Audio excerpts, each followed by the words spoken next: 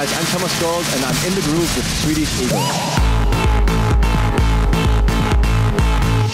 Right now we'd like to welcome to the program Thomas Gold. How you doing, Thomas? I'm good, how are you? Very good, thank you, Thomas. Welcome.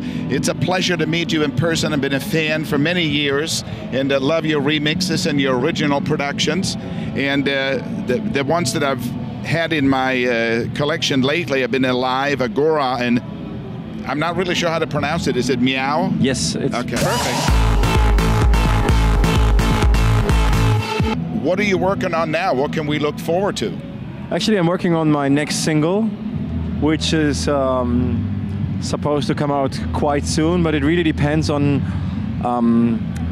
how much time I will need in the studio, because it's a vocal track and I'm still working on the vocal itself together with the singer and the writers. And who's the singer?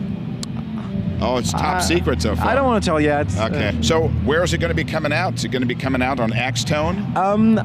It's supposed to come out on Axtone, okay. Yes, yeah. So being from Sweden myself, of course, I'm excited that you're on Axwell's label. So how did that connection start? Actually, Axwell has been supporting my tracks for quite a long time, and also the Swedish House Mafia, and also Sebastian and Steve. And they approached me for a remix for this track Blow Up from Hard Rock Sofa. Oh, yes, right. And I talked to the guys, and I was super happy to have the opportunity to do something for Axtone, for the label itself, because I've always been a big fan of Axwell and the music he makes and his label. So I started producing that track, that remix, and then Axwell just asked me if he could join me, like doing this whole thing together, and I was, of course, super happy. So I've heard several of your sets from like EDC, heard some from what you did in Miami, and you play a lot of mashups. So how important are the mashups in your set, and how many mashups to your original productions will you do in like an hour? Actually, I nearly never play an original track, because you know now that every track is actually accessible to any DJ at every time. I don't just want to reproduce tracks I buy on Beatport or I get sent from friends, because I want to give the people I play to a very special time. You know, I want to make my set special. I want to make it an individual set, so you can really see it's a Thomas Gold set.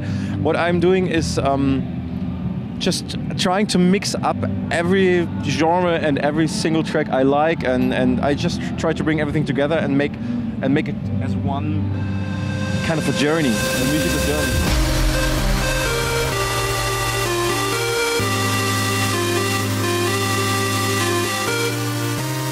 Now, do you do that live, or do you pre-produce the mashup? I do both. Some of them you can't do them live because they're so complicated, and I have ideas I cannot reproduce live. I cannot do that. I do it in the studio.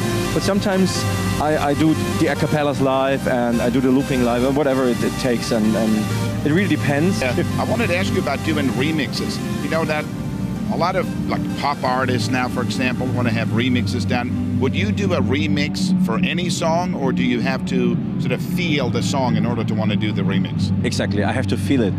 I've turned down so many remix requests already, even from bigger pop artists, because I did not feel anything at all. You know, if I get a remix request, I have to listen to the song, and I really have to like the original track, or at least I have to like a bit which I think could work as a remix.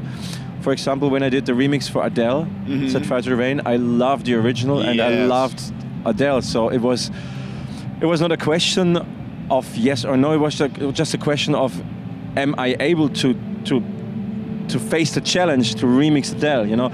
But on the other hand, if you look at my remix I did for Lady Gaga for the Judas track, you only find a very small, little, tiny bit of the vocal, and the rest is all. I got rid of all the rest of the track. So, but I liked this part of the vocal, and I built my own sound around that. So it really depends. But I have to like the mix, the track, or I have to feel something. Well, I want to thank you for the Adele mix, because that was freaking awesome, and I think you also helped bridge the gap from Adele being sort of a pop star mainstream artist into the EDM world. like you really brought her in, because so many DJs played your remix of that song. Other people played your remix of Lady Gaga too, but maybe not so obvious. But the Adele, man, it was in everybody's set. You know it. Yeah, I must say that was one of the breakthrough remixes or mixes I ever did, and I think we're hitting like nearly 15 million YouTube views now, and wow, see, and yeah, but it was really an honor to me, and I'm still super proud. I still play it in every of my set because it's my signature track, and it's always nice to see the crowd reacting that happily and that positive. Did you ever meet her? No, but I know that she had to approve the remix herself. So we had to wait 1 week because she was traveling at that time until they came back. The management came back, okay, Adele just approved the remix. Yeah, okay, now you're back touring here in America. How do you like playing in America, and how does that compare to playing like in Europe? Basically, I really love it here. I love to play because the production is always amazing. It's getting bigger and bigger, and the techniques are just overwhelming, and all the special effects. And then it's the crowd. The American crowd is super into it. You could see just it's 3 or 4 o'clock in the afternoon, and the tent is packed until the very end, and everybody's going crazy. And that's what I really love about America. People just show how much fun they have. All right, well, thank you so much, Thomas. It's been a pleasure to meet you. And yeah, thank you for being on the program. It was a pleasure. Thanks for having me.